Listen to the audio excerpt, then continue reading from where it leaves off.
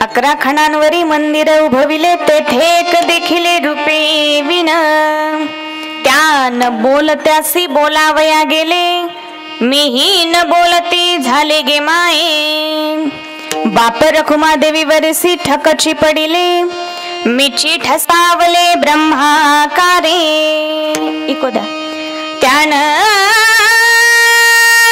बोलत्यासी बोलावया गेले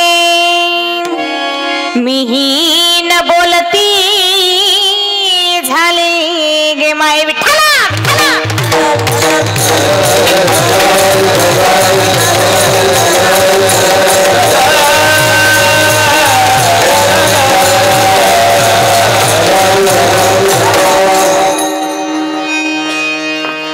वक्रतुंड महाकाय सूर्यकोटि समप्रभ निर्विघ्नं कुरु मे देव सर्वकार्येषु सर्वदा मंगलं भगवान् विष्णु मंगलं गरुडध्वजा मंगलं पुंडरीकाक्षो मंगलायतनो हरि महायोगपीठे तटे भीमरक्तं वरं पुंडरीकाय दातुं मुनीन्द्रे समागत्य तिष्ठन्तमानन्दकन्दं परब्रह्मलिङ्गं भजे पाण्डुरङ्गम् पाण्डुरङ्गाकारो प्रथम नमन पाण्डुरङ्गाकारो प्रथम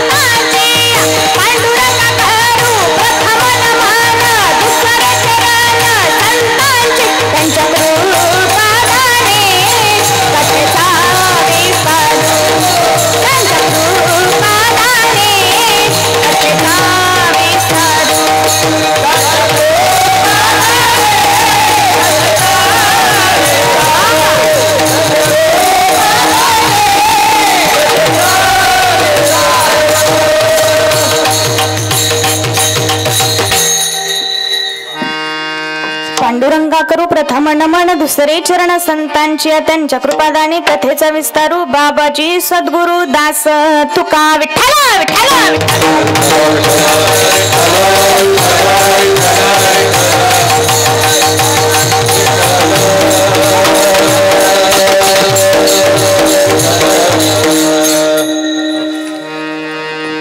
अकरा खणांवरी मंदिर उभविले तेथे देखिले रूपे विन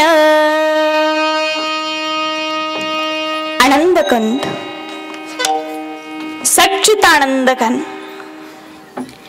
परात्पर पूर्ण परब्रह्म प्रकाश भगवान परमात्मा आणि त्या भगवान परमात्म्याच्या कीर्तन रूपी सेवेसाठी घेतलेला हा अभंग अभंग कोणाचा आहे म्हणाल तर पांडुरंग रायाचे एकनिष्ठ भक्त माऊली महावैष्णव साधकांचे मायबाप अनाथांची माय योग्यांचे योगी दिनांचे दयाळ वैराग्याचा महामेरू वैराग्याचा हिमालय भक्तीची पराकाष्ठा विवेकाचा दीप कृपाळू आणि उदार असणारे भक्तावर करुणा करणारी आई माझी ज्ञानाबाई ज्ञानाचा सागर असणारे कैवल्य सम्राट चक्रवर्ती माऊली ज्ञानोबराय यांचा हा अभंग आहे।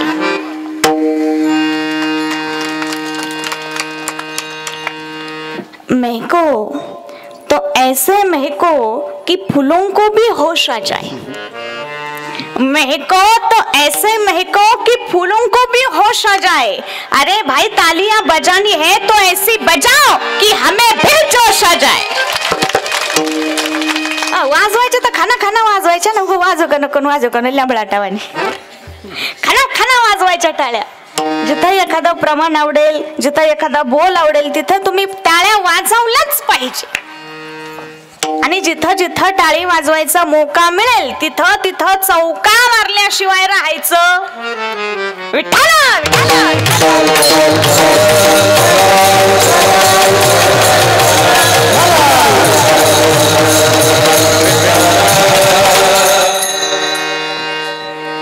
अभंग ज्ञानोबा रायांचा आहे. प्रसंग अखंड हरिनाम सप्ताहाचा आहे. आपले 42वे वर्ष आहे आणि 42व्या वर्षातली आजची ही चौथ्या दिवसाची सेवा आपल्या सर्वांच्या वाट्याला आलेली आहे. आणि खूप सुंदर असं वातावरण या ठिकाणी आहे. पुरातन शिवलिंग आहे आणि जागृत देवस्थान आहे. नवसाला पावणारं देवस्थान आहे. या ठिकाणी आल्यानंतर भक्तांची इच्छा ही पूर्ण होतेच. एवढं सुंदर जागृत देवस्थान आहे. आणि त्या देवस्थानाचे असणारे पुजारी, सप्ताहाचे मार्गदर्शक असे असणारे शिवभक्त बन्सी महाराज गुंजाळ, त्यांच्या मार्गदर्शनाखाली हा कार्यक्रम चालू आहे. सुंदर असं वातावरण आहे. महाराजांचा सुद्धा फार अभ्यास आहे, फार मोठी भक्ती आहे. त्याचप्रमाणे ज्यांच्यामुळे तुम्हा सर्वांचे दर्शन घडले असे असणारे या ठिकाणचे सर्वच कार्यकर्ते मंडळी, अध्यक्ष असतील, उपाध्यक्ष असतील, आमचे सरपंच साहेब असतील, सर्वच कार्यकर्ते मंडळी, त्यांनी आल्या आल्या सांगितलं की वैयक्तिक नाव कोणाचंच घ्यायचं नाही, कारण हा कार्यक्रम वैयक्तिक कोणाचाच नाही. बऱ्याच ठिकाणी काय होतं, सरपंच साहेब आम्ही कीर्तनाला गेल्यानंतर आम्हाला लिस्टच लिहून देतात नावं घेण्यासाठी, पण या ठिकाणचे कार्यकर्ते हे नावासाठी कार्य करत नसून परमार्थासाठी कार्य करतात. आणि खरं सांगू, जो नाम के लिए कार्य नहीं करते, जो नाम के लिए कार्य नहीं करते, उनका कार्य ही उनका नाम कर देता है. असे असणारे आमचे सर्वच कार्यकर्ते मंडळी, खूप सुंदर असं नियोजन आहे. आल्या आल्या फुलांनी स्वागत केलं, फटाके वाजवले, म्हणजे हौशी कार्यकर्ते आहे. आणि सर्व नियोजन जिथल्या तिथं आहे. टाळांना सुद्धा बघा तुम्ही लेस लावलेली आहे, कसे चमचम चमचम करतात की नाही टाळ. स्टेज सुद्धा जास्त वरही नाही जास्त खाली नाही, अत्यंत मापात स्टेज आहे. एवढं सुद्धा गालबोट लागणार नाही, एवढं सुंदर नियोजन आहे. कोणीच नाव ठेवू शकत नाही, एवढा सुंदर हा पंचक्रोशीत नव्हे तर अख्ख्या तालुक्यामध्ये 1 नंबर हा सप्ताह आहे. त्याचप्रमाणे आजच्या कीर्तनाला साथसंगत करणारे गायनाचार्य हरिभक्त परायण गुंजाळ महाराज, आपल्या अगोदरही भेट झालेली, ध्यानात राहत ना माझ्या वयामानानुसार. छान गायन करतात. त्याचप्रमाणे हरिभक्त परायण नितीन महाराज, त्याचप्रमाणे नागनाथ महाराज, त्याचप्रमाणे धनंजय महाराज, त्याचप्रमाणे मायाताई महाराज छान गायन करतात. सर्वांसाठी एकदा जोरदार टाळ्या वाजवा. अगदी फुलाप्रमाणे झेलून घेतील अशी मी अपेक्षा करते. त्याचप्रमाणे मृदुंगाचार्य अभिषेक महाराज छान मृदुंग वाजवतात. त्यांनी आजपर्यंत बऱ्याच जणांना वाजवलेला आहे, नाही म्हणजे कीर्तन वाजवलेलं आहे. कीर्तन हातही फार गोड आहे. त्याचप्रमाणे पेटी मास्तर माझे छोटे बंधू कृष्णा महाराज चाळक, तेही उत्कृष्ट कीर्तनकार आहे. त्याचप्रमाणे आमच्या चोपदार ताई बघा ना कशा शोभूनच दिसतात. चोपदार ताई परमार्थिक वृत्तीच्या आहे. आमच्या विनेकरी मावशी, तुळशीवाल्या मावशी, सर्वच बाल टाळकरी मंडळी यांच्यासाठी पण एकदा जोरदार टाळ्या वाजवा. सुंदर प्रकारे पावले खेळून साथसंगत करतात. त्याचप्रमाणे निमगावचे आमचे काकाई मावशी काकाई या ठिकाणी आलेले आहे. साऊंड सिस्टीम सुद्धा सुंदर आहे. मला वाटतं सिस्टीम साठी पण एकदा जोरदार टाळ्या वाजवा. सुंदर सिस्टीम आहे. त्याचप्रमाणे आमचे कॅमेरामन दादा, जमलेले सर्वच भाविक भक्त, त्याचप्रमाणे या सप्ताह करता तनाने मनाने धनाने सहकार्य करणारे सर्वच दानशूर मंडळी. आणि मला बाबांनी आल्या आल्या सांगितलं की या ठिकाणी वर्गणी ही मागावी लागत नाही, स्वतः आणून देतात. आमचे घ्या. काही काही लोक तर वेटिंगला आहे, एवढं सुंदर देवस्थान आहे, त्यांना त्याची अनुभूती आलेली आहे म्हणून ते त्या ठिकाणी दान करतात. आणि खरोखर दानदात्यांचेही मनापासून धन्यवाद. त्याचप्रमाणे या सप्ताहाकरिता किती मुलं वाढायला असतात? 200-250 मुलं वाढायला असतात. आणि तेच मुलं कावड आणतात, त्र्यंबकवरून या ठिकाणी कावड घेऊन येतात. त्यांचं सुद्धा फार कौतुक केलं पाहिजे, त्यांच्यासाठी जोरदार टाळ्या वाजवा. भगवंताने सुद्धा कावड वाहिलेली आहे. कावडीने पाणी ज्या घरी चक्र पाणी वाहे, अनन्य भक्ती भावे निळा वंदित्यांचे पाय. आणि खरोखर त्यांचे माता पिता सुद्धा धन्य आहे. असो सर्वांना वंदन आणि सेवेला प्रारंभ. विठ्ठल विठ्ठल.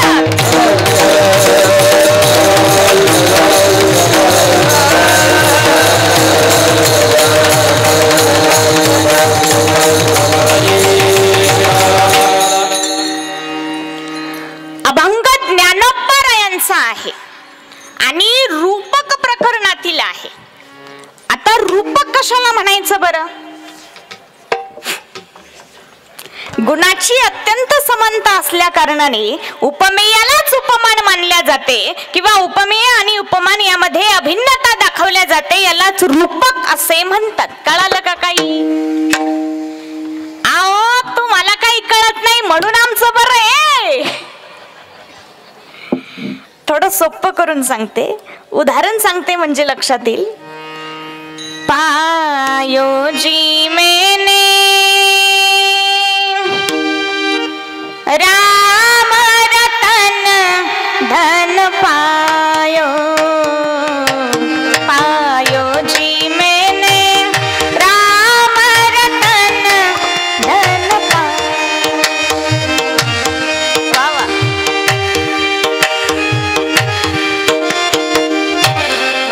क्या बात है. या ठिकाणी रामालाच धन म्हटलेलं आहे. रामाला धन म्हटलं यालाच रूपक असे म्हणतात. आणखी एक उदाहरण सांगते. मोडकेसे घर तुटकेसे छप्पर, देवाला देव घर नाही. मोडकेसे घर म्हणजे काय बरं? तर मोडकेसे घर म्हणजे हे शरीर. या शरीराला मोडकं म्हटलेलं आहे. का? तर बघा ना, आपलं शरीर मानेत मोडलेलं, आपलं शरीर खांद्यात मोडलेलं, आपलं शरीर कोपऱ्यात मोडलेलं, आपलं शरीर मनगटात मोडलेलं, आपलं शरीर बोटात मोडलेलं, आपलं शरीर कमरेत मोडलेलं, आपलं शरीर गुडघ्यात मोडलेलं, आपलं शरीर घोट्यात मोडलेलं. मला सांगण्याचं तात्पर्य हे घर कसं आहे? सर्वांनी बोलत जा मोठ्याने. कसं आहे? आणि पुढे काय म्हटलेले आहे? तुटकेसे छप्पर. आता छप्पर म्हणजे काय बरं? तर छप्पर म्हणजे आपले तुटके अंतकरण. या अंतकरणाला तुटका का म्हटलं? कारण या अंतकरणामध्ये काम क्रोधादी विकार जडलेले आहे. 6 विकार आहे. काम, क्रोध, लोभ, मोह, मद आणि मत्सर. किती झाले? पुरुष मंडळ किती झाले? सर्वांनी बोलत जा मोठ्याने. किती झाले? 6. बचत गट किती झाले? सर्वजणी सांगा मोठ्याने. किती झाले? कोणते कोणते? आली का आता पंचायत? काम, क्रोध, लोभ, मोह, मद. कोण म्हणाला मच्छर? हा, मत्सर. आणि हे 6 विकार ज्या ठिकाणी आहे त्या ठिकाणी भगवंत राहत. आणि या विकारांनी भगवंताच्या घरावर ताबा घेतलेला आहे. बघा ना, आपल्या प्रत्येकाच्या अंतकरणात हे 6 विकार अगदी खचाखच भरलेले आहे. थोडी सुद्धा जागा मोकळी नाही, म्हणजेच देवाला देवघर. म्हणून तर ती श्री सांगते. काय सांगते? मला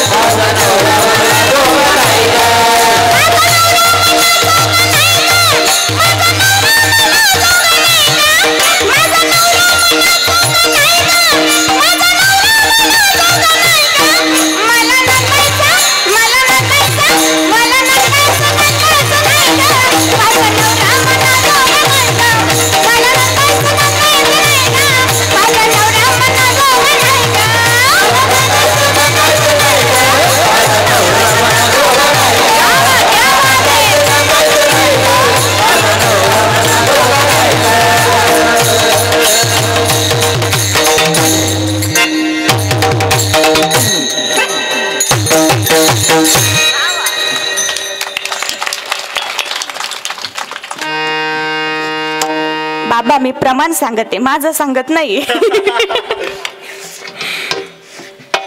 ती स्त्री नांदायला नको म्हणते. त्या काळात नवरा नको म्हणणाऱ्या फार कमी स्त्रिया होत्या. पूर्वीच्या काळात आई वडील लग्न जमवायचे, आई वडील लग्न जमवायचे आणि मुलं मुली गुपचूप लग्नाला उभे राहायचे. बरोबर आहे की नाही? खरं सांगा टोपीवाले बाबा, तुम्ही पोरगी पाहायला गेले होते का? लाजले बाबा.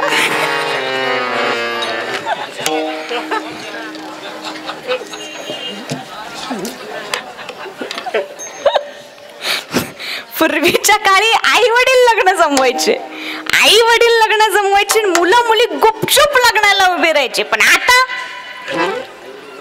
तसं राहिलं नाही. आता मुलं मुली लग्न जमवतात आणि आई वडील गुपचूप तांदूळ टाकायला उभे राहतात. विठ्ठला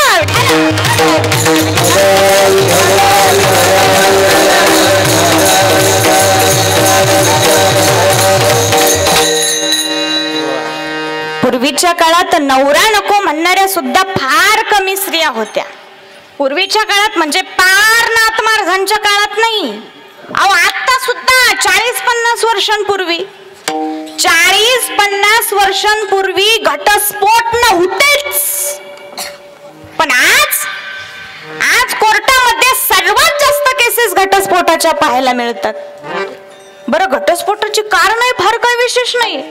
नवऱ्यानं पिक्चरला नेलं नाही म्हणून घटस्फोट, माझा बर्थडे का केला नाही म्हणून घटस्फोट, मला फॅशनेबल ड्रेस का घेतला नाही म्हणून घटस्फोट. बायको नवऱ्याला म्हणते तुमचे आई वडील आपल्यातच राहतात, तुमचे आई वडील आपल्यात राहतात म्हणून घटस्फोट. चांगली फुटक्या बांबून आणली पाहिजे. अरे मग त्या बिचाऱ्या आई बापांना कोणाजवळ राहावं? त्यांनी स्वतःच्या हाडाचं पाणी करून, स्वतःच्या रक्ताचं पाणी करून, रात्रंदिवस काबाड कष्ट करून राबून त्याचं शिक्षण पूर्ण केलं, त्याला नोकरीला लावलं, त्याच्या आवडतीची मुलगी शोधून लग्नही लावून दिलं. आणि एवढा सर्व करून जर त्या आई बापावर ही वेळ येत असेल तर त्यांच्या जीवनाचा काय उपयोग?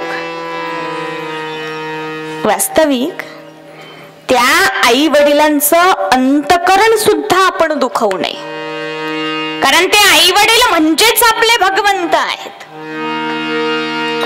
एक गीतकार फार सुंदर वर्णन करतात. तुझे भगवंत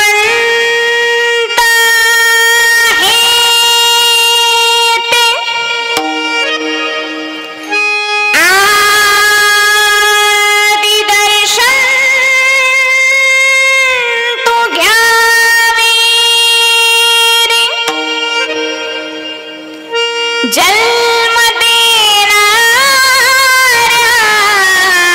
आई बापा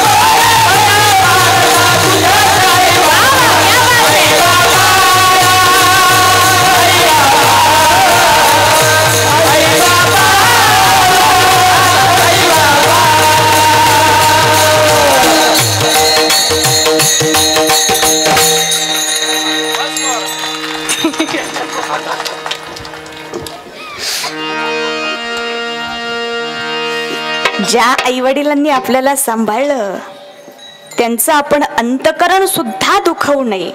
आणि त्या आईवडिलांवरून घटस्फोट. तू मला कॉल का केला नाही म्हणून घटस्फोट, माझा फोन का उचलला नाही म्हणून घटस्फोट, मला मित्राच्या बर्थडे पार्टीला का जाऊ दिलं नाही म्हणून घटस्फोट. अरे चाललंय काय हे? ही काय घटस्फोटाची कारण झाली? आज आपल्यामध्ये सुसंस्कार नावाची चीज ही हळूहळू कमी होत चाललेली आहे. काही तर आई वडीलच मुला मुलींना सुसंस्कार देत नाही, आई वडिलांचेच विचार ठीक नाही. एकदा एक छोटा मुलगा शेजारणीकडे गेला आणि शेजारणीला म्हणाला, काकू काकू माझ्या मम्मीनी ना साखर मागितली. साखर मागितली? कोणी पाहुणे आलेत का? हो, माझा मामा आलाय. बर, मग आणखी काय म्हणाली मम्मी? मम्मी म्हणाली, त्या कुत्रीने नाही दिली तर समोरच्या डुकरीकडून आण. आणि समोरची सुद्धा तिथेच बसलेली होती. कोण? डुकरी. तुम्ही म्हणा, आपण नाही म्हणणार रे बाबा. विठ्ठला विठ्ठला.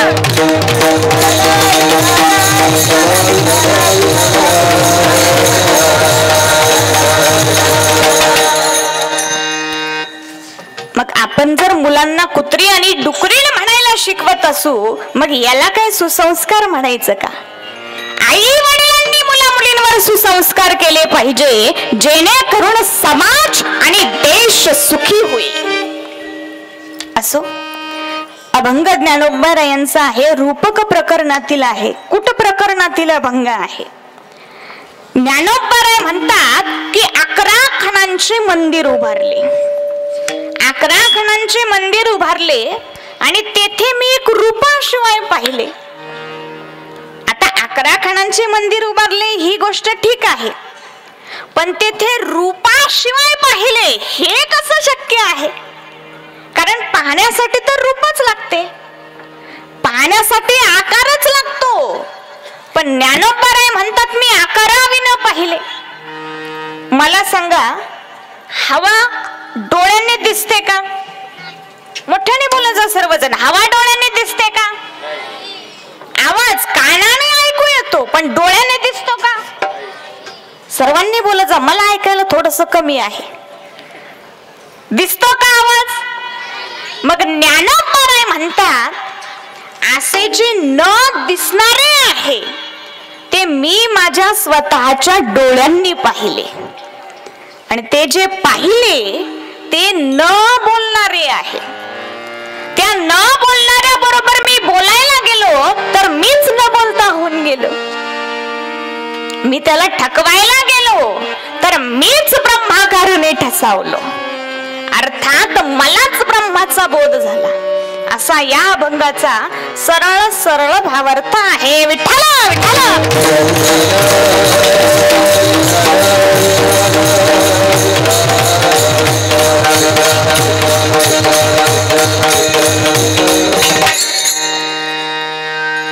आता या ठिकाणी एक प्रश्न निर्माण होतो. ज्ञानोबा एकीकडे संस्कृत मधील अवघड ज्ञान मराठी भाषेत सोप्प करून सांगतात. संस्कृताची गाठी उघडोनी ज्ञानदृष्टी केलीसे मराठी गीता देवी. म्हणजे अवघड ज्ञान सोप्प करून सांगतात. उघडोनी वेदार्थाचा ठेवा, उघडोनी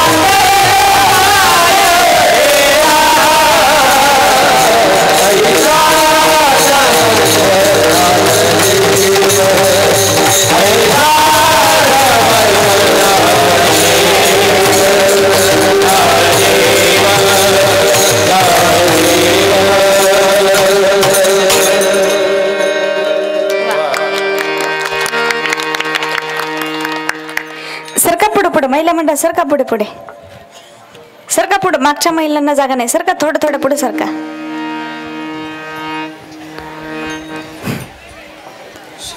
सरका सरका थोडं थोडं पुढे सरका सर्वांनी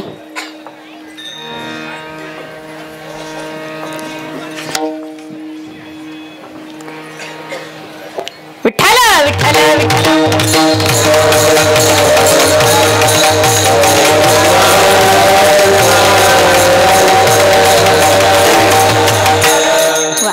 महाराजांनी खूप सुंदर प्रमाण दिलं. ज्ञानोबारायांनी जीवांसाठी अवघड ज्ञान सोपं करून सांगितलेलं आहे आणि इथे कूटभंगातून अध्यात्म ज्ञान मांडलेलं आहे. म्हणजे सोपं असलेलं अवघड करून सांगतात. मग ज्ञानोबाराय असं का करतात?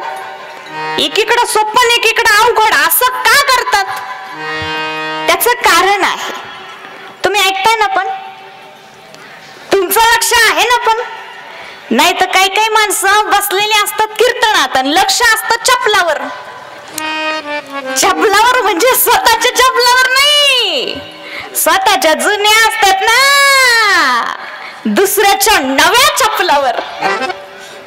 तसं तुमचं लक्ष आहे ना? सर्वांचं लक्ष आहे ना? कुठं? चपलावर? हा, कीर्तनावर. मी काय सांगत होते? कीर्तन. तुम्ही काय ऐकत होते? विठ्ठल विठ्ठल विठ्ठल.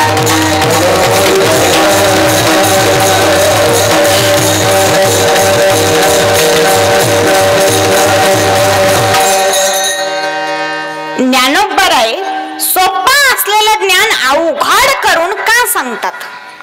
त्याचं कारण आहे. ज्ञानोबाराय दोन्हीकडेही सोपेच सांगतात, पण आपल्याला कळायला ते अवघड वाटतं. कोड्याप्रमाणे. कोडं बघा, जोपर्यंत आपल्याला कळत नाही ना तोपर्यंत अवघड वाटतं, पण एकदा का कोडा कळलं की मग फार सोपं वाटतं. मी तुम्हाला काही कोडे सांगते. मला सांगा, अशी कोणती गोष्ट आहे जी आपल्या जीवनामध्ये दोनदा फुकट मिळते? दोनदा फुकट मिळते, पण तिसऱ्यांदा घ्यायची म्हटली का पैसे द्यावे लागतात. वा वा, क्या बात आहे. दीदीसाठी सर्वांनी एकदा जोरदार टाळ्या वाजवा. दात दोनदा फुकट मिळतात, तिसऱ्यांदा घ्यायची म्हटलं का पैसे द्यावे लागतात. बाचाळ हे लवकर ध्यानात येईल. आणखी एक कोड सांगते. मला सांगा, स्त्रीचे असे कोणते रूप आहे जे संपूर्ण दुनिया पाहू शकते, फक्त तिचा पती पाहू शकत नाही?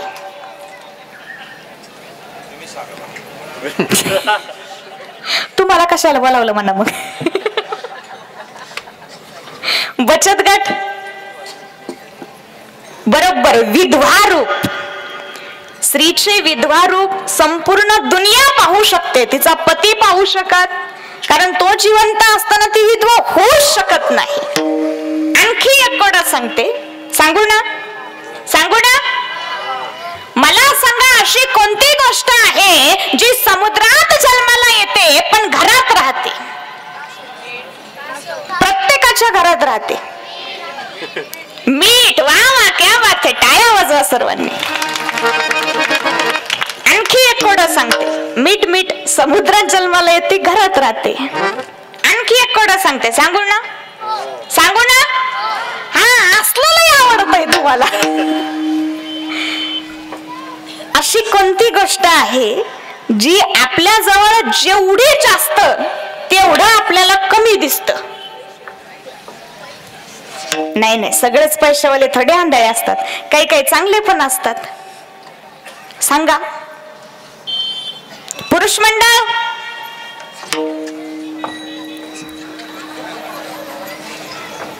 लाडक्या बहिणी.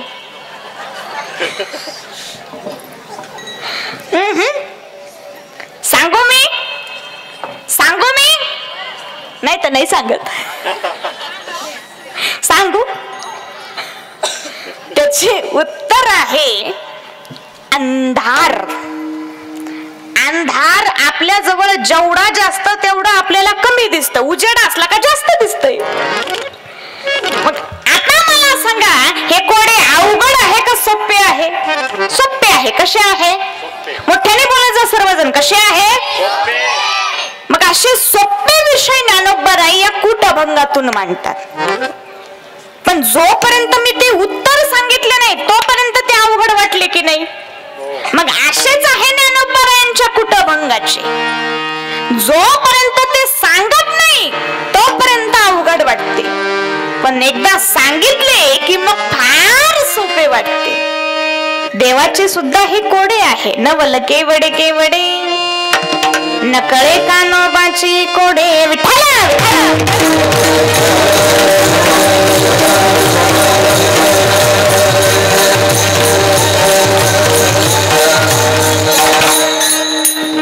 आता मला सर्वांनी पटापट मोठ्या आवाजात उत्तरे द्या. मला सांगा, मीठ अवघड आहे का सोपं आहे? सर्वांनी बोला मोठ्याने. कसं आहे? दात अवघड आहे का सोपे आहे? अंधार अवघड आहे का सोपं आहे? सर्वांनी सांगा मोठ्याने. कसं आहे? स्त्रीचे विधवा रूप अवघड आहे का सोपे आहे? तसे 11 खणांवरती मंदिर उभारले अवघड आहे का सोपे आहे? तेथे मी एक रूपाशिवाय पाहिले अवघड आहे का सोपे आहे? आणि सोपे आहे ते सांगा. उभ्या असलेल्या मंडळींनी सांगायचं नाही, ते आमच्या पार्टीची. चला सांगू मी. 11 खणांचे मंदिर म्हणजेच हे शरीर. हे शरीर 11 खणांनी मिळून बनलेले आहे. 5 ज्ञानेंद्रिय, डोळे कान नाक जीभ त्वचा. 5 कर्मेंद्रिय, हात पाय वाणी उपस्थ गुदा. 5 ज्ञानेंद्रिय, 5 कर्मेंद्रिय. किती झाले? सर्वांनी बोलत जा मोठ्याने. किती झाले? आणि 11वे आहे मन. या 11 खणांनी मिळून हे मंदिर बनलेलं आहे. आणि ज्ञानोबाराय म्हणतात, या 11 खणांनी मिळून बनलेल्या या मंदिरामध्ये रूपाशिवाय असणारा आत्मा तो मी पाहिला. आता मला सांगा, आजपर्यंत आत्मा कोणी पाहिला का? चला, आत्मा नाही पाहिला, आत्म्याचा फोटो. हा अमक्या अमक्या माणसाच्या आत्म्याचा फोटो आहे, हा तमक्या तमक्या माणसाच्या आत्म्याचा फोटो आहे. पाहिलं का असं कधी? मग यालाच म्हणतात रूपाविन, रंगाविन, आकाराविन. मग ज्ञानोबाराय म्हणतात, या 11 खणांनी मिळून बनलेल्या मंदिरामध्ये रूपाशिवाय असणारा आत्मा म्हणजेच परमात्मा तो मी पाहिला. आणि हेच ज्ञानोबाराय सांगतात अभंगाच्या प्रथम चरणात.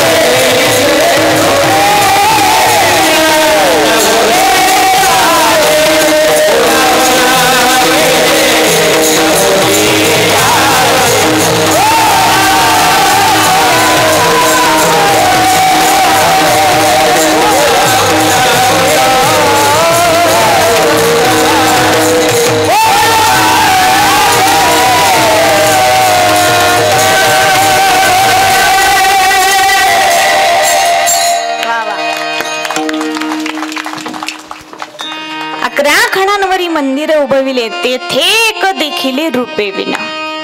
डोळे कान नाक जीभ त्वचा हात पाय वाणी उपस्थ गुदा आणि 11 आहे मन. या 11 खानांनी मिळून हे मंदिर बनलेलं आहे. मग मला सांगा, हे अवघड आहे का सोपं आहे? सोपं आहे. कसं आहे? मग असे सोपे विषय ज्ञानोबराय कूटभंगातून मांडतात. मग आता प्रश्न निर्माण होतो, एवढं सोपं असलेलं ज्ञानोबराय एवढं अवघड करून का सांगतात? आजचा जमानाच बघा ना. एखादी वस्तू विकायची म्हटली तर कंपनी काय करते? त्या वस्तूची पॅकिंग जबरदस्त करते, त्या वस्तूला टायटल जबरदस्त देते, हेडिंग जबरदस्त देते, त्याची जाहिरात जबरदस्त करते. ज्या मालाची पॅकिंग जबरदस्त, हेडिंग जबरदस्त, टायटल जबरदस्त, तो माल जास्त खपला जातो. जाहिरात झाली की माल खपलाच म्हणून समजा. एका माणसानं बाजारामध्ये माशा हुसकवण्याचं औषध आणलं. माशा हुसकवण्याचं मोठमोठ्याने जाहिरात करू लागला. 10 रुपये पुढे, 10 रुपये पुढे, 10 रुपये पुढे, अन्न पदार्थावरती माशा बसणार, 10 रुपये पुढे, 10 रुपये पुढे, 10 रुपये पुढे. तुम्ही म्हणाल महाराज लयच भारी जमतंय, लॉकडाऊन मध्ये काही हेच काम केलं का काय? तसं काही नाही, महाराज लोकांना सगळं जमलं पाहिजे. पण त्या पुढीचा नियम होता, पुडी घरी गेल्याशिवाय खोलायची नाही. एका तासामध्ये 5000 पुड्या विकल्या. एका जणानं पुडी घेतली, घरी गेला, जेवायला बसला, त्या माशा घुंगू लागल्या. त्याला ती पुडी आठवली, पटकन खिशातून पुडी काढली, ती पुडी उघडली. त्या पुडीमध्ये एक चिठ्ठी होती. त्या चिठ्ठीवरती लिहिलेलं होतं, एका हाताने जेवा, एका हाताने जेवा आणि दुसऱ्या हाताने माशा हुसकावा. अहो 5000 पुड्या विकल्या का? जाहिरात जबरदस्त, पॅकिंग जबरदस्त. मग हेच केलं ज्ञानोबरायांनी. हेच केलं म्हणजे ज्ञानोबरायांनी काय पुड्या नाही विकल्या, ज्ञानोबरायांनी पॅकिंग जबरदस्त केली. अभंग पूर्वी नव्हते का? होते, पण त्या अभंगामध्येच ज्ञानोबरायांनी कूटभंग लिहिले आणि समाजाला परमार्थाकडे आकर्षित केले. समाजाला परमार्थाकडे आकर्षित करण्यासाठी ज्ञानोबरायांनी कूटभंग लिहिले. समाजाला परमार्थाकडे आकर्षित करण्यासाठी संत एकनाथ महाराजांनी भारुडे लिहिले. समाजाला परमार्थाकडे आकर्षित करण्यासाठी संत नामदेव महाराजांनी गवळणी लिहिल्या. समाजाला परमार्थाकडे आकर्षित करण्यासाठी संत मुक्ताबाईंनी सासुरवास प्रकरण लिहिले.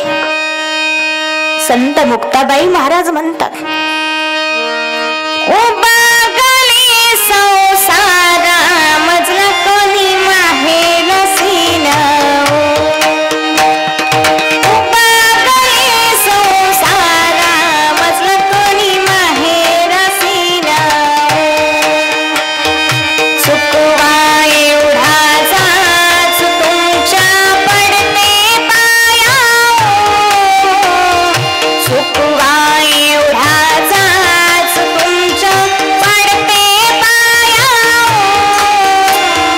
सुकवा एवढाचाच तुमच्या पडते पाया. मी तुमच्या पडते पाया. उबागले संसारा मजला कोणी माहेर सीना.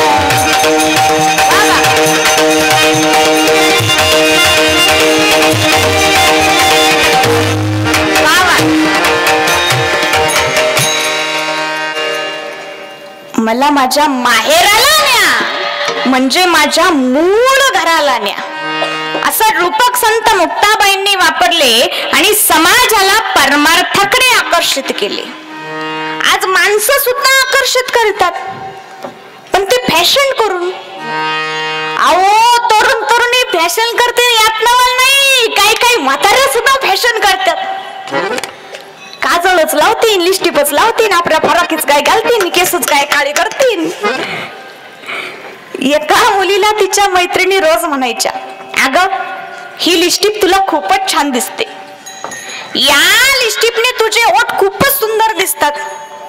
त्या पोरीची आजी रोज ऐकायची. त्या म्हातारीने एक दिवस विचार केला, खरंच या लिपस्टिकने ओठ सुंदर दिसत असतील का?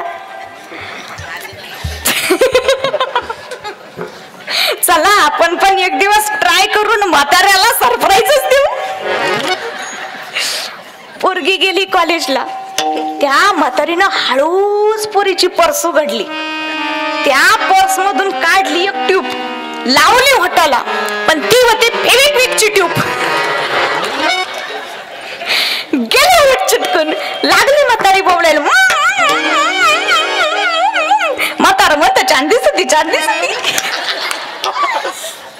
पोरानं म्हातारी दवाखान्यात नेली, ऑपरेशन करून ओठ मोकळे करून म्हातारी घरी आणली. आणि जेव्हा म्हाताऱ्याला म्हातारीचा पराक्रम कळाला, म्हातारीला म्हणलं, आय इकडे चाल पोतात. आणलं पोत. बस पोत्यात. म्हातारी बसली पोत्यात. म्हाताऱ्यानं पोत्याचं तोंड बांधलं ना, अशी म्हातारी कुत्रीच्या आणि धपा धपा धपा धपा धपा धपा धोपटली. इतकी हाणली इतकी हाणली इतकी हाणली, पोत फाटूस तोवर हाणली.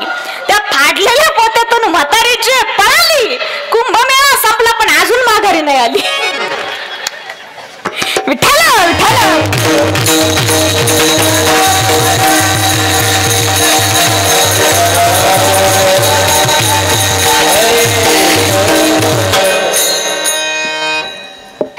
फॅशन करू नये या मताची मी मुळीच नाही. बदलत्या जमान्यानुसार माणसानंही बदललं पाहिजे.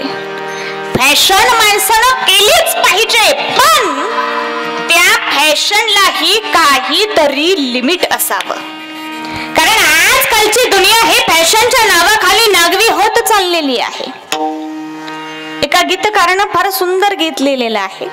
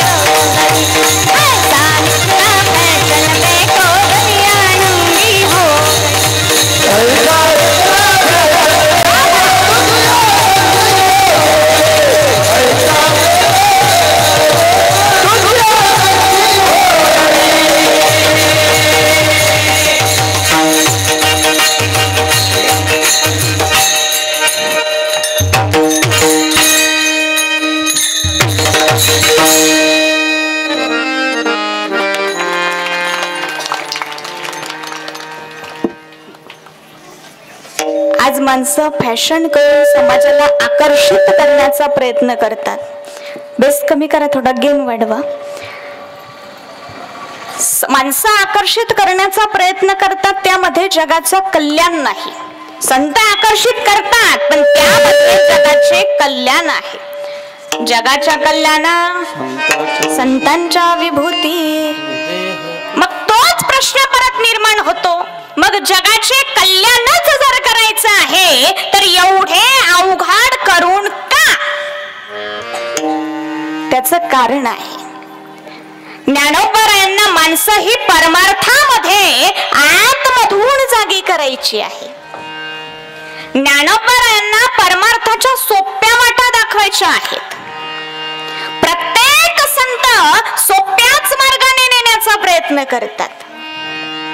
स्वल्प वाटे चला जाऊ, स्वल्प वाटे चला जाऊ.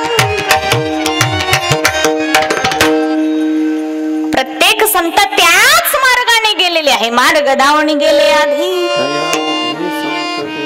ज्ञानोबराय सुद्धा सांगतात, मी संतांनी सांगितलेल्या मार्गाने गेलो म्हणून मला ज्ञान प्राप्ती झाली. ज्ञान प्राप्ती झाली पण ती मला सांगता नाही आली, कारण मीच त्यात स्वतः विलीन होऊन गेलो. कसे? एकदा मीठ समुद्रामध्ये समुद्राबरोबर बोलण्यासाठी गेले. मीठ समुद्रामध्ये समुद्राबरोबर बोलण्यासाठी गेले तर त्या मिठाचाच वेर घालून काय झाला? समुद्र. आता त्या मिठाला समुद्राबरोबर बोलता येईल का? कारण ते मीठ आता मीठ शिल्लक राहिलंच नाही. त्या मिठाचाच वेर घालून काय झाला? तसं ज्ञानोबराय म्हणतात, मी त्या न बोलणाऱ्या भगवंताबरोबर बोलायला गेलो. मी त्या न बोलणाऱ्या भगवंताबरोबर बोलायला गेलो तर मीच न बोलता होऊन गेलो. अर्थात मी देवच होऊन गेलो. आणि हेच ज्ञानोबराय सांगतात अभंगाच्या दुसऱ्या चरणात,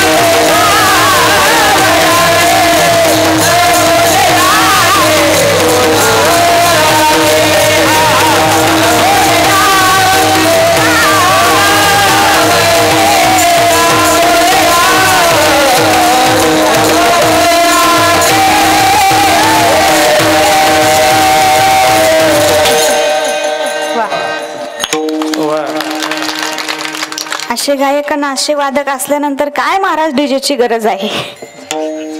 हा सुख सोहळा स्वर्गी नाही.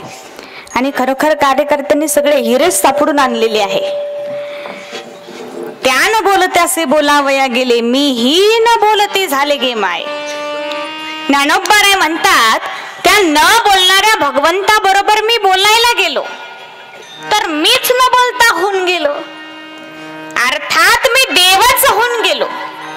म्हणजे जेथे गेलो तेथे मी एकरूप झालो. आज माणसं संसारात जन्माला येतात आणि संसारातच एकरूप होतात आणि पदरी मिळते फक्त दुःख. काही काहीच्या जीवनात तर एवढं दुःख विचारूच नका. दोघं नवरा बायको होते.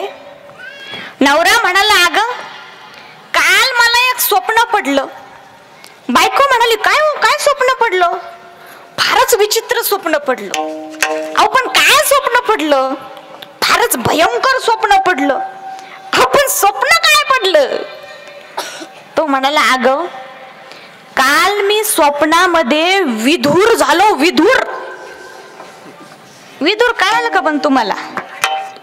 जिचा नवरा मारला तिला विधवा म्हणतात, तसं ज्याची बायको मारली त्याला विधूर म्हणतात. तो म्हणाला, अगं काल मी स्वप्नामध्ये विधूर झालो. ती म्हणाली, बाई असं स्वप्न परत तुम्हाला कधीच नाही पडो. मी भगवंताला प्रार्थना करतीन, भोले बाबाला प्रार्थना करेन की माझं आयुष्य तुम्हाला लागू द्या. असं स्वप्न परत तुम्हाला कधीच नाही पडलं पाहिजे. पाहिजे तर मी विधवा झाले तरी चालेल, पण तुम्ही विधूर नाही झाले पाहिजे. असे नवरा बायको असतील तर जीवनात दुःखच दुःख. विठाला विठाला.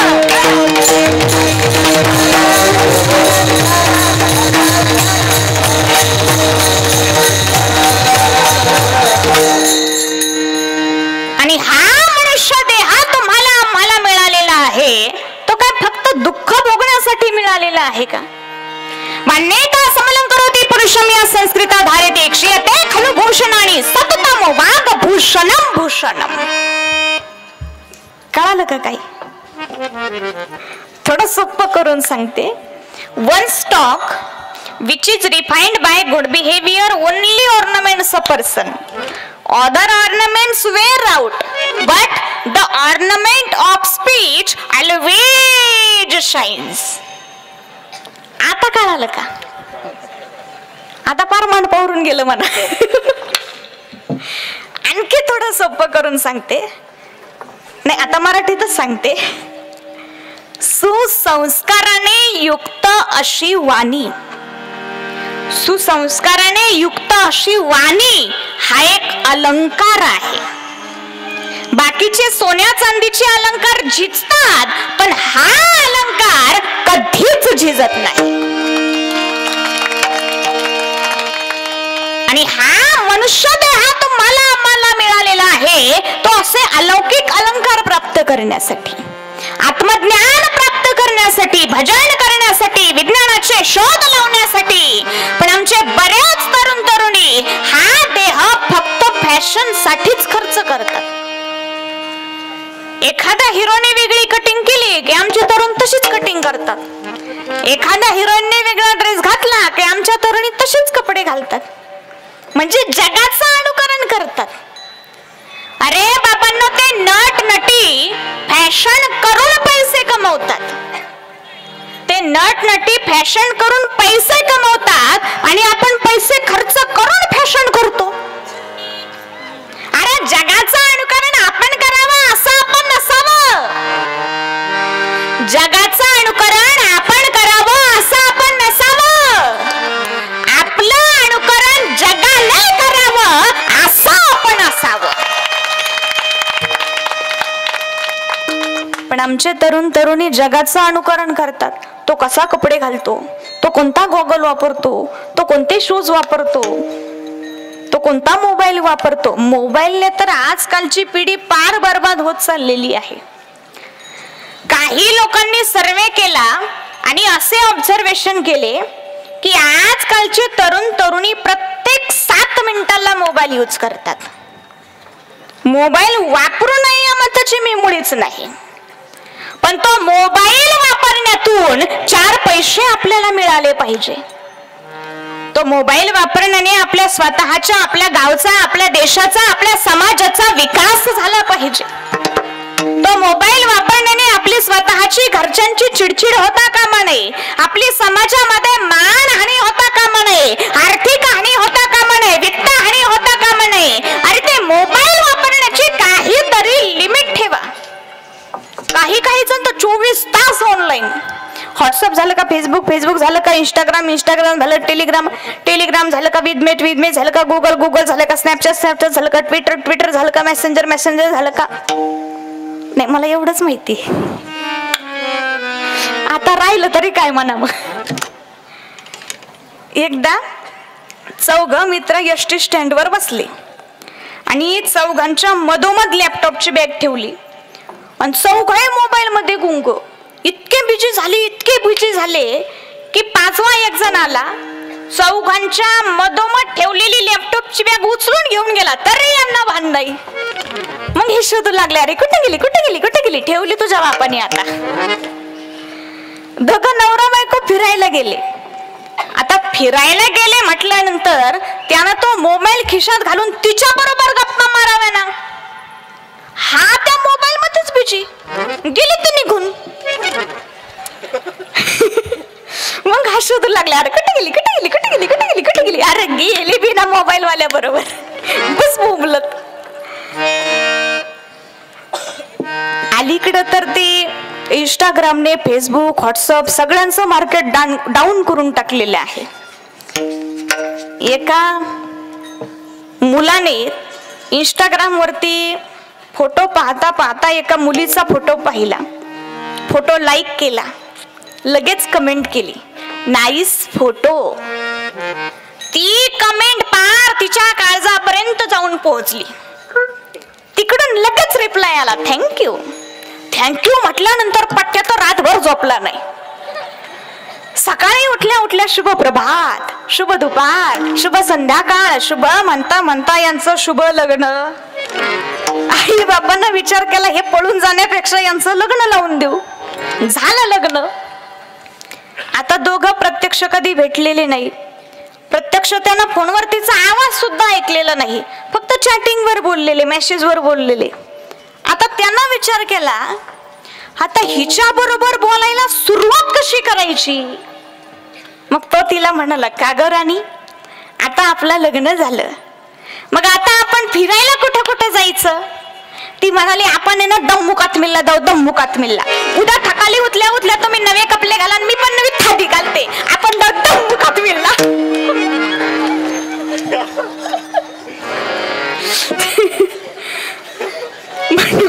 म्हणून माणसानं आईबाप सांगत ते ऐकावं, नाही तर दम्मुकात विल होतंय. विठ्ठल.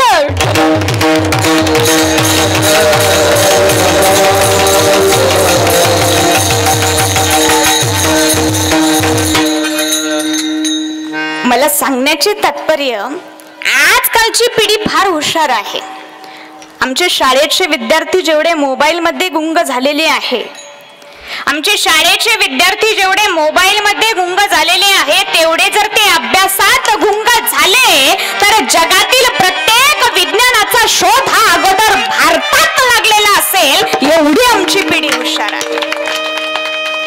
पण आम्ही ती बुद्धी गेम मध्ये व्यस्त केली, आम्ही ती बुद्धी नेट मध्ये व्यस्त केली, व्यसनामध्ये व्यस्त केली. आजकालचे तरुण तरुणी व्यसने होत चाललेली आहे. या भारत देशामध्ये कोण पितात, संत श्यामगिरी महाराज यादी देतात. हुए शराबी अब भारत में, दारू मदिरा पीते हैं. हुए शराबी अब भारत में, दारू मदिरा पीते हैं.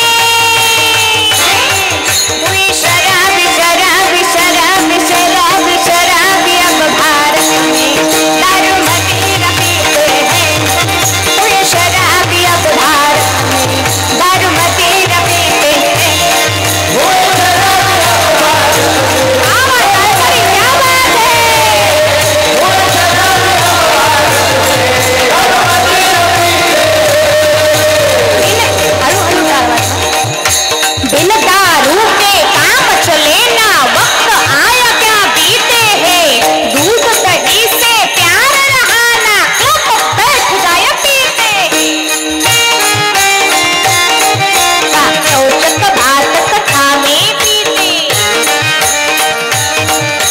चौचक भात कथा में पीते, और पीते हैं ढोले में, टीका लगन दसई में पीते, और शादी के होने में। कौन कौन से पीते हैं? कच्ची पीते, पक्की पीते, कच्ची पीते, पक्की पीते, देशी इंग्लिश पीते हैं, गरीब पीते, अमीर पीते, बूढ़े और तरुण वाले, चोर पीते, गुंडा पीते, और पीते हैं हत्यारे, अध्यापक प्यारिश्वर पीते, ठेकेदार भी पीते।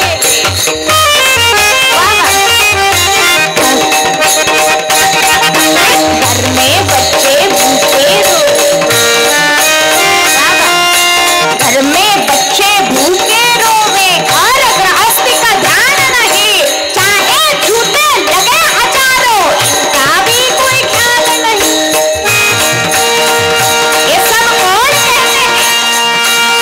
संत श्यामगिरी जी महाराज कहते हैं, कहे श्याम गिर दारू पीने से, कहे श्याम गिर दारू पीने से, बिजली राम भजनी,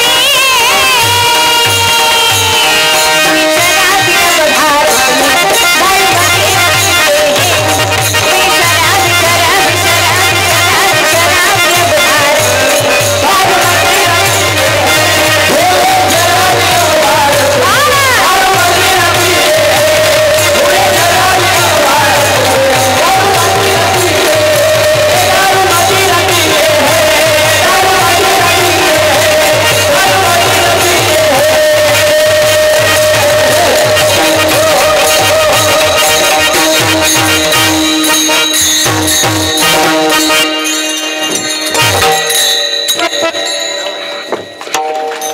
अशी फुल घ्यायचा ना, मार देच काय घ्यायचा, उतारणी अर्थाचा अनर्थ करू नका, नाही तर म्हणताना मार्जानी फुल घ्यायची सांगितली। या दारूमुळे फार मोठी फजिती होते, हे माहिती असून सुद्धा माणसं दारू पितात। दारूने किती फजिती होते एक उदाहरण सांगते अगोदर, टाळी वाजवून भजन करा, विठ्ठला विठ्ठला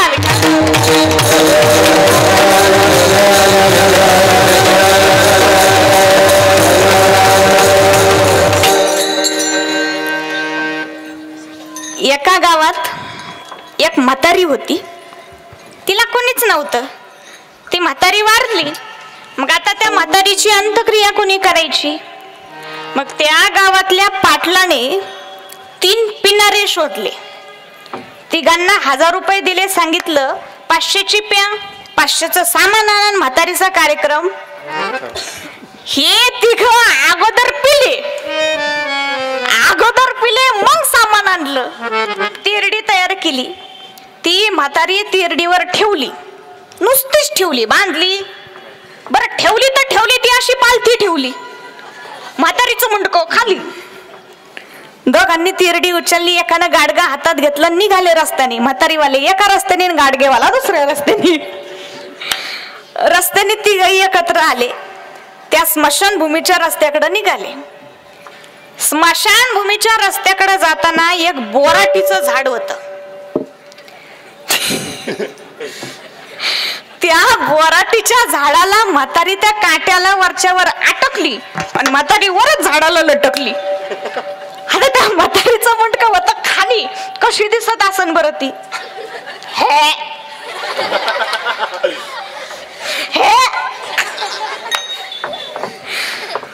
हे तिघं स्मशानभूमी जवळ गेले, तेरडी खाली ठेवली, पाहतो तो म्हातारीच गायब। अरे म्हातारी कुठे गेली?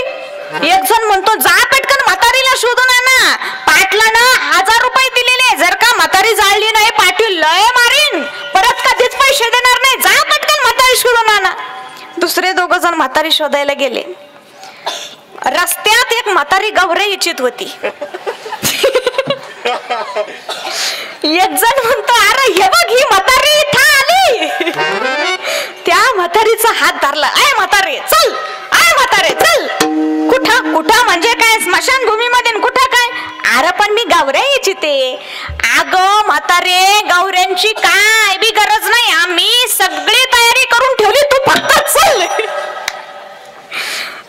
म्हातारीच्या हाताला धरून ओढत ओढत ओढत स्मशानभूमीमध्ये नेलं. जिवंतच म्हातारी जाळली, दिली पेटून. निघाले रस्त्याने. माघारी येताना ते बोराटीचं झाड दिसलं. एकाचं लक्ष बोराटीच्या झाडाला गेलं, म्हातारी उलटीला टाकलेली. एक जण म्हणतो अरे हे बघ ही म्हातारी परत इथं आली. परत बांबूने मारू मारू ती म्हातारी खाली पाडली. फरफटीत फरफटीत त्या स्मशानभूमीत नेली, दिली सरणामध्ये टाकून. निघाले माघारी. पाटलाकडे आले. पाटलाने विचारलं काय रे जाळली का म्हातारी? आवो पाटील काय सांगावं, म्हातारी एवढी आघाव एवढी आघाव, ती तिरडीवरून उठून पळाली गौरा याचायला. पण आम्ही म्हातारी धरून आणली जाळलीच. पण पाटील तिथून सुद्धा कवानाक नजर चुकून म्हातारी जी निघाली डायरेक्ट बोराटीच्या झाडावर जाऊन बसली. पण आम्ही तिथून सुद्धा म्हातारी काढून आणली, म्हातारी जाळलीच. पाटील विचार करतो बोराटीचं झाड, गौऱ्या आणि दोनदा म्हातारी जाळली. पाटलानं पाटणीलीला आवाज दिला, पाटलीनबाई बाहेर या, पाटलीनबाई बाहेर या. पाटलीनबाई घाई घाई बाहेर आली. काय हो काय झालं? आपली म्हातारी कुठे?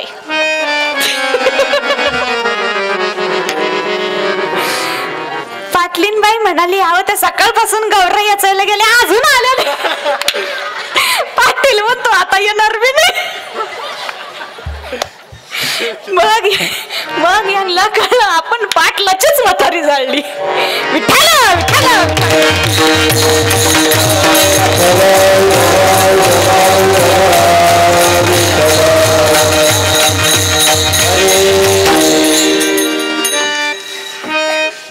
दारूने अशी फजिती होते हे माहिती असून सुद्धा माणसं दारू पितात. आजकालचे तरुण तरुणी सुद्धा व्यसनी होत चाललेले आहे, फॅशनी होत चाललेले आहे. आजकालच्या तरुण तरुणींनी छत्रपती शिवाजी महाराज यांचा आदर्श घेतला पाहिजे. ते सुद्धा एक तरुणच होते. त्या तरुणांनी हे स्वराज्य घडवले. छत्रपती शिवाजी महाराजांनी स्वराज्य घडवले, पण छत्रपती शिवाजी महाराज कसे घडले लक्ष देऊ नये का? या महाराष्ट्रात लढाया चालूच होत्या. सुलतानी सत्तेसाठी मरत होते या भूमीचे भूमिपुत्र. या भूमीचे भूमिपुत्र मरत होते आणि राज्य मात्र सुलतान चालवत होते. येत होती. मराठ्यांच्या मुली बाळी भर रस्त्यावरून उचलून नेल्या जात होत्या. जिजाबाई साहेबांचा आत्मा तडफडत होता. जिजाबाई साहेबांना वाटत होतं की अशा परिस्थितीमध्ये आपल्या देशाला एक राजा पाहिजे, पण तो राजा असा बाकीच्या राजांसारखा अत्याचारी नकोय. तो राजा असा बाकीच्या राजांसारखा भ्रष्टाचारी नकोय, तर तो राजा हा नीतीनं वागणारा पाहिजे. तो राजा हा धर्मानं वागणारा पाहिजे. तो राजा हा बाया नाचवणारा नाही तर बाया वाचवणारा पाहिजे.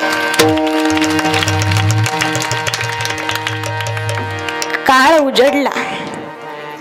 जिजाबाई साहेबांच्या चेहऱ्यावरती तेज झळकू लागले. जिजाबाई साहेब गरोदर झाल्या, पण शहाजी राजांना चिंता वाटू लागली. जिजाबाई साहेबांसाठी सुरक्षित घरटा हवंय.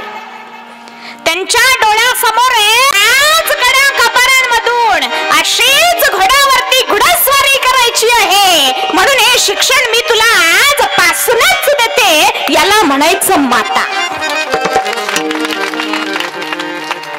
बाळाला काय घडवायचं हे मातेच्या हातात असतं.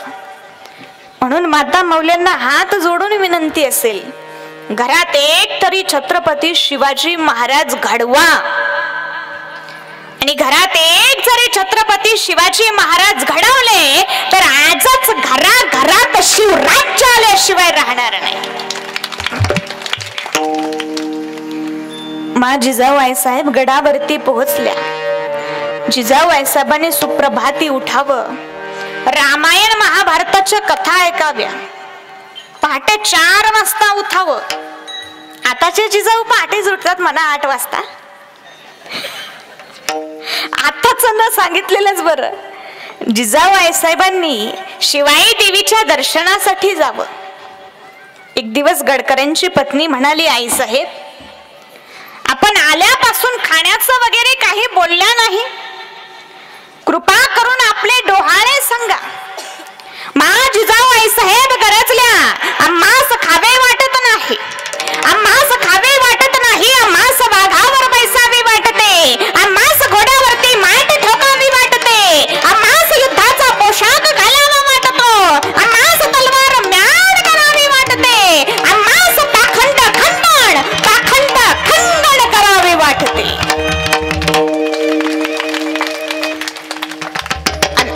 आताच्या जिजाऊंचे डोहाळे, आम्हास वडापाव खावा वाटतो, आम्हास पिझ्झा खावा वाटतो, आम्हास पाणीपुरीच खावी वाटते, आम्हास राखीचे ढेपशे खावे वाटते.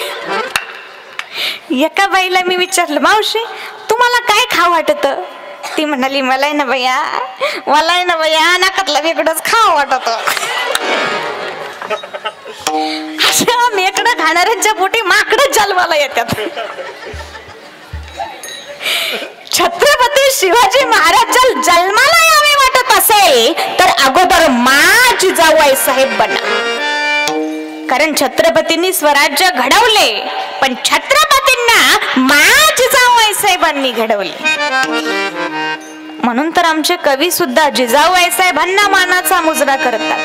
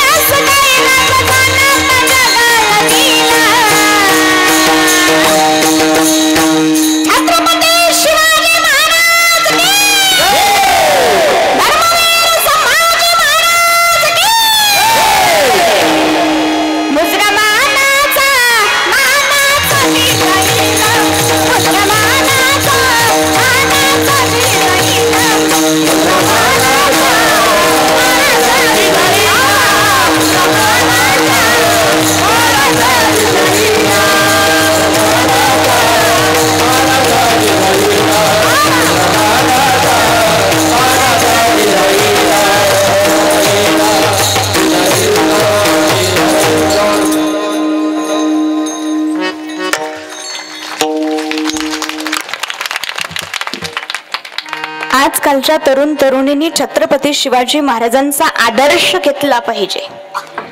पण आजकालचे तरुण तरुणी व्यसनी फॅशनी होत चाललेले आहे.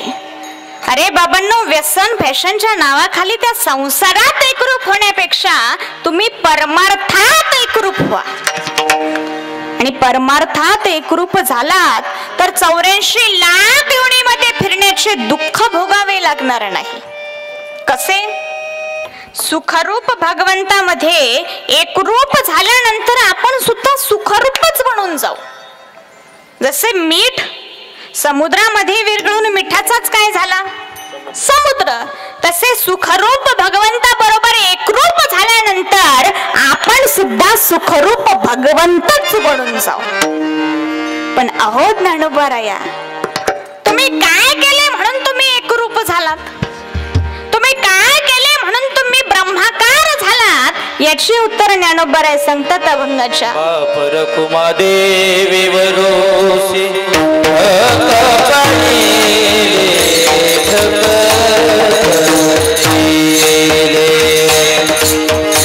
परकुमा देवी वरेसी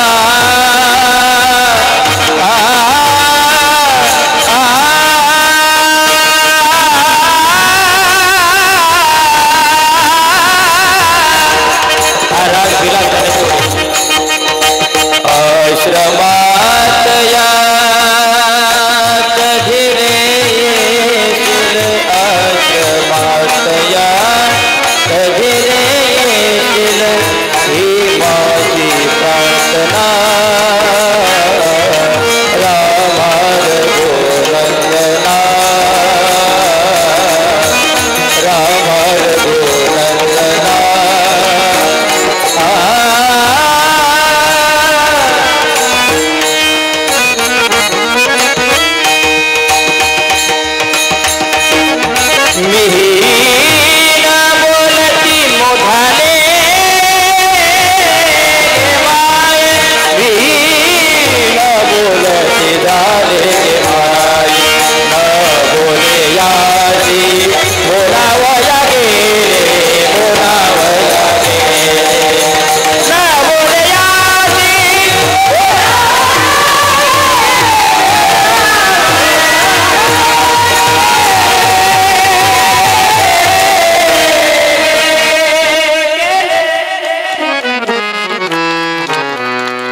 बापर रुक्मादेवी सिंहकाचे पडिले मिठी ठसावले ब्रह्माकारे विठोबा रखुमाई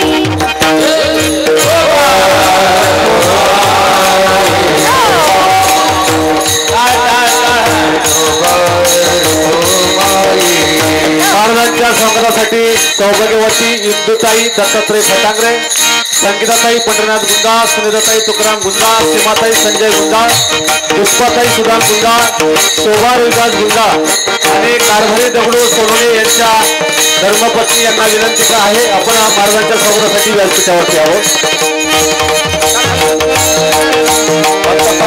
पावल्या हा हा चला लवकर.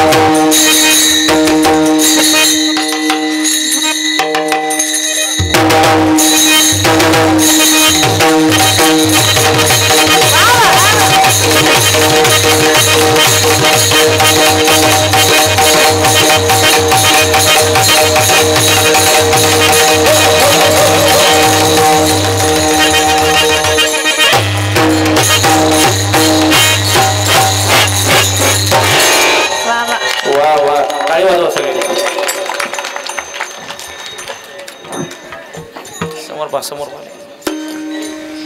टाळकरांनी खनखन खनखन टाळ वाजवली, मृदुंगचार्यांनी देखील दंदन दंदन पखवाज वाजवला, गायनाचार्यांनी सुद्धा जीव तोडू तोडू गायन केले. पण तुम्ही काही भजन केलं नाही. काहींनी केले बरं का, काहींनी मनापासून केले.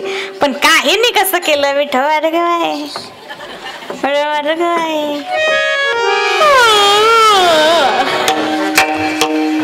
हे काही भजन झालं का? एक जण मला मध्ये ठोबारक माड आणि शर्मावडी कशासाठी असतं, दुसरा म्हणाला तुला माहित नाही का, हा म्हणतो नाही बुवा, हा सांगतो झोपेतले जागे करायला. आणि झोपतात ना, काही काही जण खरोखर कीर्तनात झोपतात. त्यांची झोपेचे बरेच प्रकार. काहींची झोप असते डोळेवाशी झोप, आहे का गेला ते सुद्धा कळत नाही. काहींची झोप असते तोंडवाशी झोप. ज्याची तोंडवाशी झोप आहे त्याने गाडीच्या चाकाला टेकून, खांबाला टेकून, भिंतीला टेकून कधीच बसू नये. आणि जर का बसला, त्याला झोप लागली, त्याची झोप आणि तेवढ्यात तिथं एखादं कुत्र आलं, तगडावर गेलं आणि मग याला विचारलं का रे रात्रीचं कीर्तन कसं होतं, हा सांगेलच खारट खारट होतं बुवा. भजन हे झोप मोडण्यासाठी नसते, भजन स्वतःच्या उद्धारासाठी असते. या कार्यकर्त्यांनी सुंदर असा हा सप्ताह 42 वर्षांपासून आयोजित केलेला आहे. का? कारण त्यानिमित्ताने आपल्या हातून काहीतरी नामस्मरण घडावं, आपल्याला पुण्य प्राप्त व्हावं, म्हणून हा कार्यक्रम आहे. म्हणून सर्वांनी एकदा हात वर घ्या, सर्वांनी हात वर घ्या. वा वा, क्या बात आहे. सर्वांनी हा तिकडे रस्त्याच्या पलीकडे बसलेले पुरुष मंडळ, चष्मेवाले काका, हा दोन्ही हात वर घ्या. शूटिंग वाले दादा, ज्यांचे हात खाली त्यांची शूटिंग अजिबात घेऊ नका. सर्वांनी प्रेमाने भजन करा. नमः शिवाय, नमः शिवाय, नमः शिवाय.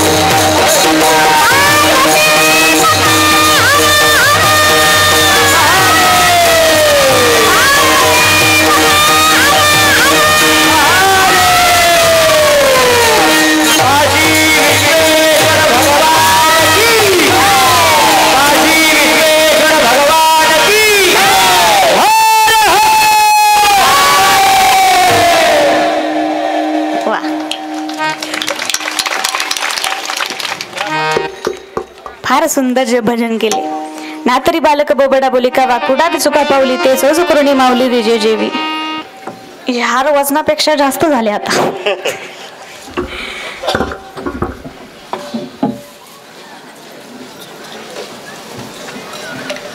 झालेली सेवा पांडुरंगाच्या चरणी अर्पण करते, श्री काशी विश्वेश्वराच्या चरणी अर्पण करते.